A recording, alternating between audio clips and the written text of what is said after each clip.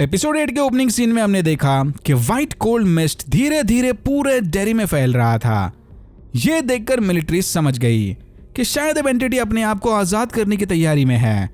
फिर पेनीवाइज ने डेरी के स्कूल में जाकर प्रिंसिपल को मार दिया और अपना आइकॉनिक डांस करते हुए सारे बच्चों को डेडलाइट्स दिखाकर अपने वश में कर लिया। गर्ल गैंग उनके अड्डे पर अभी भी रिच का सामान इकट्ठा कर रहे थे कि तभी रोनी की नजर मिस्ट पर पड़ी। बाहर आकर इन्होंने देखा कि पेनीवाइज ने स्कूल के सारे बच्चों को किडनैप कर लिया है। ये पोस्टर्स भी इन्हें डराने पेनीवाइज ने लगाए थे। फिर सारे फौरन स्कूल की ओर भाग गए। स्कूल पहुंचकर इन्हें पता चला कि पेनीवाइज बाकी बच्चों के साथ विल को भी अपने साथ ले गया। फिर हमने देखा कि पेनीवाइज मस्त ट्रम्पेट बजाता हुआ सारे बच्चों को अपने वैगन के पीछे फ्लोट करते हुए कहीं ले जा रहा था। गर्ल गैंग ने डिसाइड किया कि वो एक ही साइकिल पर सवार होकर पेनीवाइज के ट्रेल को फॉलो करेंगे, पर जल्दी इनके समझ आ गया कि साइकिल की सवारी काम नहीं करने वाली। फिर सारे एक मरे हुए मिल्कमैन का ट्रक हाईजैक करके पेनीवाइज के पीछे चले गए। हेनलन ने फौरन विल का हाल पूछने घर पर कॉल लगाया, बट फोन पर पेनीवाइज की आवाज सुनकर हेनलन समझ गया कि अब बहुत देर हो चुकी है। फिर ये फौरन डिक से मदद लेने चला गया, जो कि पिछले एपिसोड वाले इंसिडेंट के बाद भटकती आत्माओं से परेशान होकर खुद की जान लेने पर उतर आया था। हेनलन ने सही समय पर आकर इसे किसी तरह समझाया कि विल को बचाने के लिए हेनलन को डिक की मदद चाहिए। जेरी का मिस्ट अब धीरे धीरे टाउन के बाहर फैलने लग गया। तभी शॉ को पता चला कि हेनलन को ठिकाने लगाने से पहले ही वो डिक के साथ कहीं बाहर भाग गया। यह सुनते ही शॉ समझ गया कि हेनलन जरूर डिक की मदद से इनके प्लान में कोई दखलंदाजी करेगा। हेनलन और डिक रोज के घर चले गए। विल की किडनैपिंग के बारे में पता चलते ही शार्लेट जोर जोर से रोने लग गई, बट रोज को लगता है कि इनके पास एंटिटी को फिर से कैद करने का एक और आखिरी मौका था। अगर इन्होंने एंटिटी के रेंज से बाहर जाने से पहले उस डैगर को as a 12th pillar use किया तो एंटिटी फिर से केज में कैद हो सकती है। बट इस बार उस 12th पिलर को डेरी के बॉर्डर पर बने रोजवुड ट्री की लोकेशन पर रखना होगा, क्योंकि एंटिटी ऑलरेडी उनके करंट रेंज से बाहर जा चुकी है। डैगर को ढूंढने ये डिक की शाइनिंग एबिलिटी की यूज करेंगे। उसे और ज्यादा पावरफुल बनाने रोज ने डिक को एक स्पेशल मैटरिन काढ़ा पिलाया। यह काढ़ा डिक की आत्मा वाली प्रॉब्लम को भी कुछ हद तक सॉल्व कर देगा। इसे पीते ही डिक फौरन साइकिक ट्रांस में चला गया। डिक ने अपने विजन्स में देखा कि वो डैगर फिलहाल मार्ज, लिली और रॉनी के पास था। वैन को ड्राइव करते वक्त रास्ते में एक गड्ढा आते ही मार्ज ने गाड़ी क्रैश कर दी। इसी दौरान वो डैगर लिली के हाथ से छूटकर नीचे गिर गया। डैगर के दूर होते ही लिली एकदम पैनिक मोड में चली गई। वो नहीं चाहती थी कि उसके अलावा कोई और इस डैगर को हाथ लगाए। यह देखकर मार्ज और रॉनी समझ गए कि जरूर उस डैगर का लिली के दिमाग पर कुछ असर हुआ होगा। फिर इन तीनों के बीच डैगर को लेकर जबरदस्त झगड़ा हुआ, बट लकीली अंत में मार्ज और रॉनी ने लिली को किसी तरह शांत करके समझाया कि प्रॉब्लम लिली नहीं बल्कि ये डैगर है। फिर यह डिसाइड हुआ कि आगे से तीनों बारी बारी उस डैगर को पकड़ेंगे ताकि किसी एक का दिमाग करप्ट ना हो। डिक से इंफॉर्मेशन मिलते ही सारे डैगर को ट्रैक करते हुए लड़कियों को ढूंढने चले गए। यहीं रोज ने भी कंफर्म किया कि अपने घर से ज्यादा दूर रहने के बाद वो डैगर उसके पकड़ने वाले का दिमाग करप्ट कर देता है। लिली के साथ यही हो रहा था, बट प्रॉब्लम सिर्फ इतना नहीं था।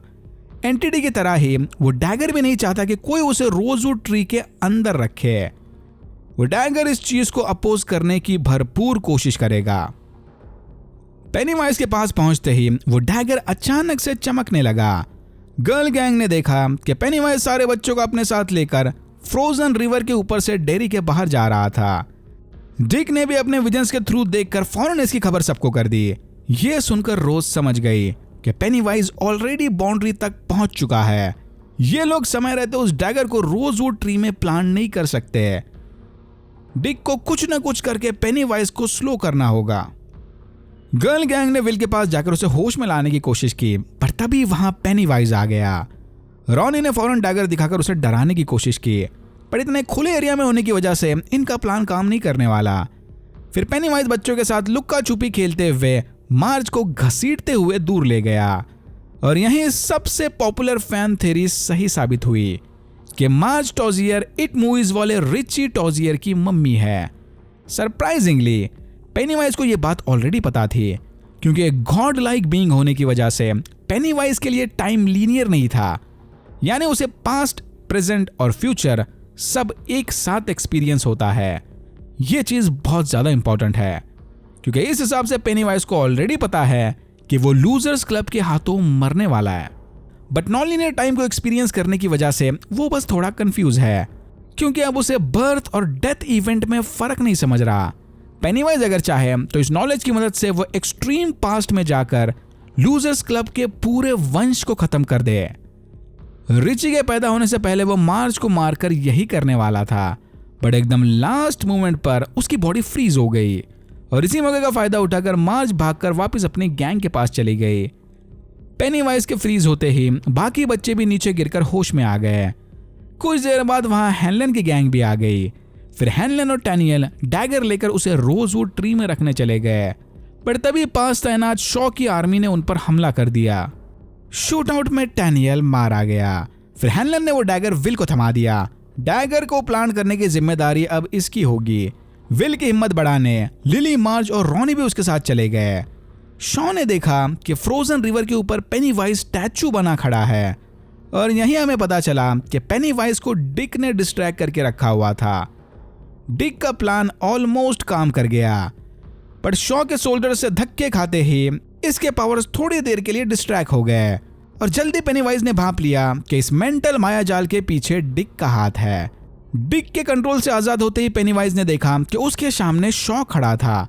शॉ ने चाटुगिरी दिखाते हुए इसे कहा कि उसी ने पेनीवाइज को आजाद किया है। जा पेनी जा, जी ले अपनी जिंदगी।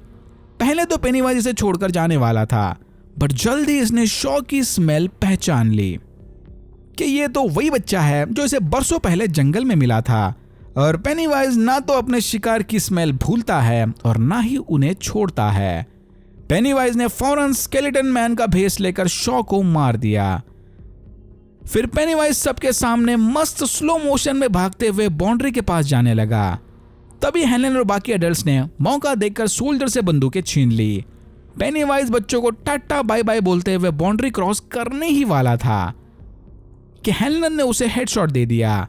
आई नो कि पेनीवाइज इससे मरने नहीं वाला, बट एटलीस्ट थोड़ा स्लो हो जाएगा। फिर पेनीवाइज ने डेड लाइट्स दिखाकर हेलन को भी डिसेबल कर दिया। बच्चों के बहुत कोशिश करने के बावजूद भी वो डैगर को प्लांट नहीं कर पा रहे थे क्योंकि डैगर की अपोजिशन फोर्स इनके नन्हे बाजू हैंडल नहीं कर पा रहे थे। और यही आता है फिनाले का सबसे बेस्ट मोमेंट। डिक ने देखा कि वॉर चीफ पेनीवाइज को हराने उसके सबसे बेस्ट नाइट को लेकर आई है, the kid, the myth, the legend, rich. Rich penny-wise को मिडल फिंगर दिखाकर स्लाइड करते हुए अपने दोस्तों के पास चला गया ताकि वो भी डैगर को प्लांट करने में इनकी मदद कर सके। ये देखकर पेनीवाइज अपने शैतानी पंख निकालकर बच्चों पर हमला करने चला गया। Absolute cinema moment.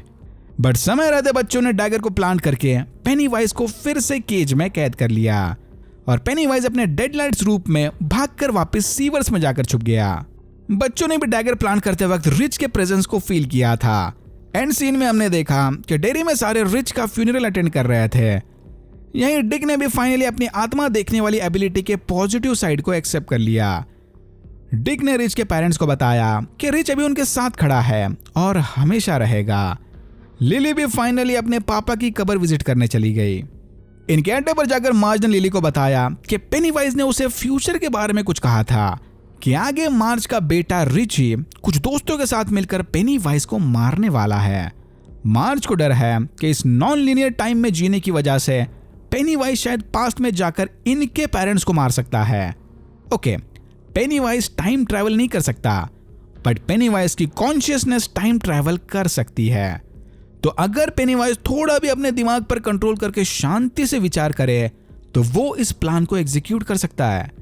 But problem यह है कि करोड़ों साल से इस नॉन लीनियर रियलिटी में जीने की वजह से शायद पेनीवाइज के लिए ऐसा कुछ करना काफी मुश्किल होगा क्योंकि वो ऑलरेडी अपने डेथ और बर्थ इवेंट को लेकर काफी कंफ्यूज है। बट लिली को लगता है कि उन्हें इसकी फिक्र नहीं करनी चाहिए, वो किसी और की लड़ाई होगी, यानी इनकी पास्ट जनरेशन की। और यही क्लियर हो गया कि अगले सीजन में हमें क्या देखने मिलेगा। वेलकम टू डेयरी के अगले चैप्टर्स टाइम में पीछे चलेंगे, यानी सीजन 2 होगा 1935 में और सीजन 3 होगा 1908 के आसपास। उधर डिक ने हेलन को बताया कि रोज के कार्ड ने इसके ऑलमोस्ट सारे प्रॉब्लम्स खत्म कर दिए। ये अब मस्त एक दोस्त के होटल में कुक की नौकरी करने जा रहा था। I mean, होटल में नौकरी करना कितना ही बुरा हो सकता है। वेल, भाई को जल्दी समझ में आने वाला है कि कितना बुरा हो सकता है, क्योंकि डिक यहां से निकलकर द शाइनिंग मूवी वाले ओवरलुक हॉन्टेड होटल में काम करने जा रहा था। हैंक और रॉनी भी सबको गुड बाय बोलकर डेरी के बाहर चले गए, यानी शायद कुछ दिनों में रॉनी अब सब कुछ भूल जाएगी। हैनले ने भी मिलिट्री के साथ एनडीए साइन किया, जिसके बदले वो अब इसकी फैमिली को परेशान नहीं करेंगे। हैनले ने डिसाइड किया कि अब वो अर्ली रिटायरमेंट लेकर अपने फैमिली के साथ डेरी के बाहर शिफ्ट हो जाएगा। जाने से पहले रोज ने इन्हें ऑफर दिया कि अगर वो चाहें तो चिल्ड्रन ऑफ मेटोरिन के बेस को अपना घर बनाकर उनके फार्म को संभाल सकते हैं, बट हैनले ने इस बात से साफ मना कर दिया। पर गाड़ी में बैठने के कुछ देर बाद ही शार्लेट का दिमाग चेंज हो गया। फिर सब ने डिसाइड किया कि अब वो डेरी में ही रहकर रोज का फार्म चलाएंगे, जिसे हम ऑलरेडी इट मूवीज में देख चुके हैं। रॉनी ने जाने से पहले विल को प्यारा सा गुड बाय किस दिया था, जिसके बदले विल ने उससे वादा किया कि वो उसे हमेशा लेटर्स लिखकर डेरी की यादें ताजा रखेगा। मिड क्रेडिट सीन में हमने देखा कि इंग्रिड 26 साल तक असाइलम में ही थी। धीरे धीरे अब इंग्रिड फुली इट चैप्टर 2 वाले मिसेस कर्श में ट्रांसफर हो गई। तभी उसे पास के रूम से रोने की आवाज आने लगी, जहां इट मूवीज वाली बेवरली की मां ने खुद की जान ले ली थी। बेव को देखकर मिसेस कर्श ने उसकी आइकॉनिक लाइन बोली, no one who dies here ever really dies. और यहां होता है चैप्टर 1 खत्म। ऑनेस्टली ये शो मुझे दोनों इट मूवीज से बेटर लगा। जनरली ऐसा होता नहीं है।